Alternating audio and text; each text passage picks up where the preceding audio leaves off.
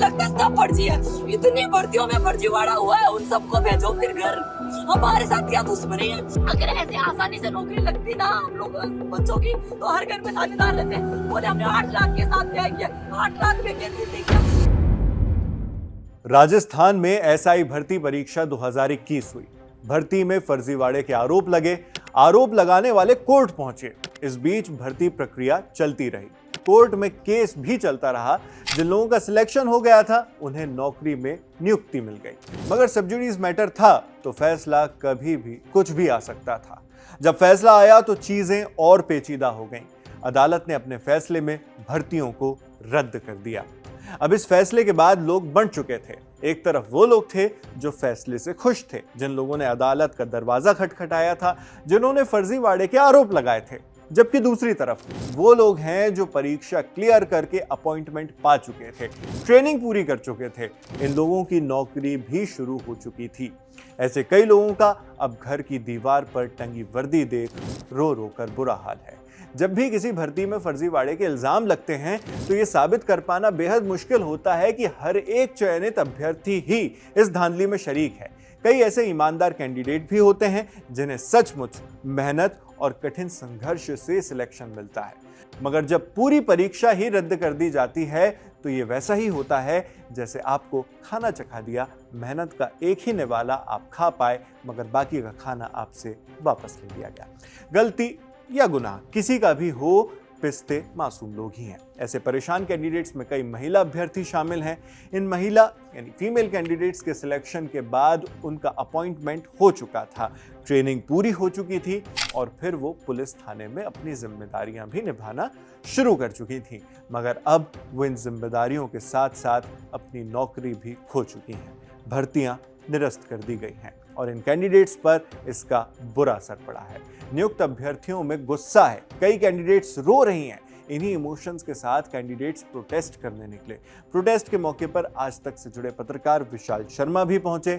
वहां पर प्रदर्शन कर रहे युवाओं ने जो कहा वो आप भी सुनिए। हमें तो नहीं अंदाजा था कि कोई फर्जी भी हो सकता है क्या इसमें। हमारे साथ आराम से ट्रेनिंग कर रहे थे, एक साथ में एसओजी ने उन लोगों को उठाया।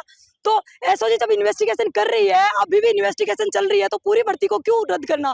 क्योंकि 523 लोग तो हम ऐसे हैं जो पहले से दूसरी नौकरी छोड़ के आए और अधिकतर ऐसे जिनका एसआई के साथ साथ सेकंड ग्रेड में लेक्चरर तक में सिलेक्शन हुआ है, आरएस एलाइड छोड़ के हमारे साथ है। उन लोगों का क्या होगा? और मैं जब 8-9 साल से इस एग्जाम की तैयारी कर रही हूँ, क्या गारंटी है कि अगले वाले कंपटीशन में मैं पास हो ही जाऊंगी?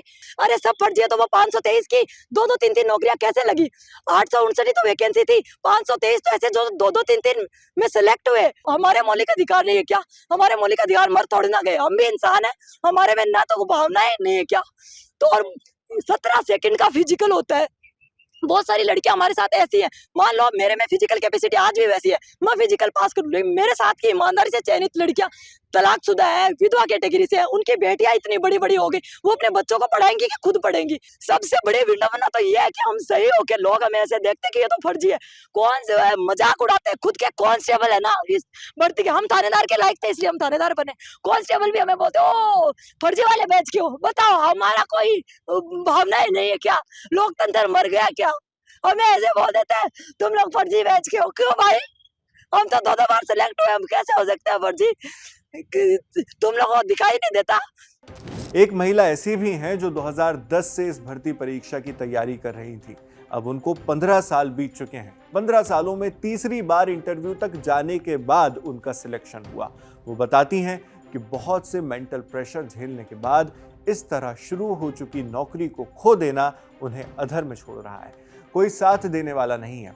अब समाज भी उन्हें हीन भावना से देखता है। उस पूरी जाति में मैं अकेली लड़की सेलेक्ट हूँ। पूरी जाति वाले जब मैं सेलेक्ट हुई थी, पूरी जाति वाले आए थे। अब वो समाज मुझे किस नजरिए से देखेगा? अब सब यही कहेंगे बैठ गई घर पे।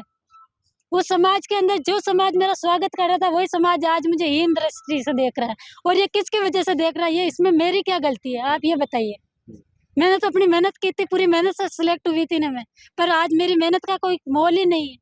मेरे साथ क्या अन्याय हो रहा है? मैं कैसे कह दूं कि इंसान के मौलिक अधिकार होते हैं, अनुच्छेद 21 होता है, 16 होता है, 14 होता है, कहाँ है वो? 859 में से हर एक को क्यों नहीं छाट पा रही है एसओजी? वो चाहे तो छाट सकती, पर उस पर भी मुझे लगता है पॉलिटिकल प्रेशर है और इसलिए वो है ना अपना काम कर नहीं पा रही है।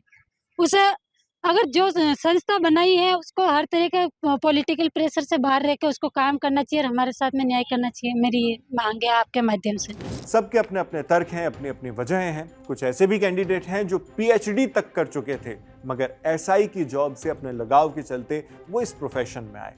कुछ लोग कर्ज में भी जा चुके हैं। मैं खुद इस एग्जाम में सेलेक्ट होने से पहले पीएचडी कर रही थी। आज मेरे पास डॉक्टरेट की उपाधि है, पर डॉक्टरेट की उपाधि होने के बाद भी लोग मुझे ऐसे देखते हैं कि पता नहीं मैंने कौन सा बड़ा अपराध कर दिया है। मेरे मदर नहीं है, मेरे पापा से मुझसे नजरें नहीं मिलाई जा रही मेरे पापा से। किस कारण? केवल इसलिए क्योंकि हमने ये एग्जाम देने की गलती कर दी। जो लोग ये बोल रहे हैं कि 2025 में दोबारा एग्जाम दे के पास हो जाओ, क्या आप ये अनुमान लगा सकते हैं कि जो लोग लगातार लाइब्रेरी में बैठकर इतने इतने घंटे पढ़ाई कर पा रहे हैं? हम लोगों ने ट्रेनिंग में, हमें न्यूज़पेपर पढ़ने तक का टाइम नहीं मिलता था। हम 3 बजे उठ कर फायरिंग में जा रहे थे। हमने पढ़ाई बिल्कुल छोड़ दी थी।